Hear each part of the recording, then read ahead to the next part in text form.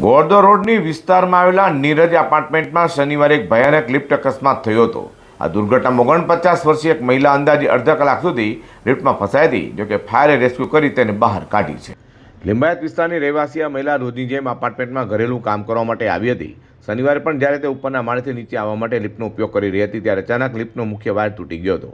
Wire તૂટવાના કારણે lift સીધી છઠ્ઠા મંજિલ પરથી જોરદાર ઝટકા સાથે ત્રીજી મંજિલ પર આવીને અટકી ગઈ હતી।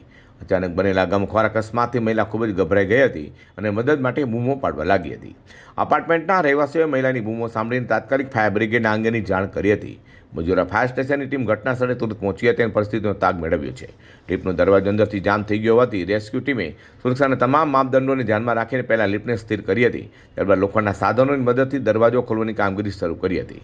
ફાયર ઓફિસર વિજય પટેલે જણાવ્યું હતું કે લિફ્ટનો મુખ્ય વાયર તૂટી જવાના કારણે લિફ્ટ છઠ્ઠા માળથી ત્રીજા માળે આવીને અટકી ગઈ હતી। આશરે 25 થી 30 મિનિટની ભારે જહેમત બાદ મહિલાને સુરક્ષિત બહાર કાઢી લેવાઈ છે। અકસ્માત દરમિયાન મહિલાને કોઈ ગંભીર ઇજા પહોંચી નહોતી, પરંતુ તે ખૂબ જ ગભરાઈ ગઈ હતી। ફાયર ટીમે મહિલાને પાણી પીવડાવીને શાંત પાડી હતી અને તેમના પરિવારજનોનો સંપર્ક પણ કરાવ્યો હતો। ઘટના બાદ એપાર્ટમેન્ટના રહેવાસીઓએ બિલ્ડિંગની લિફ્ટના મેન્ટેનન્સની વ્યવસ્થા પર ગંભીર સવાલ ઉઠાવ્યા છે। તેમણે આ પ્રકારની બેદરકારી ફરી ન થાય તે માટે કડક તપાસ કરવાની અને જવાબદાર સામે પગલાં લેવાની માંગણી કરી છે।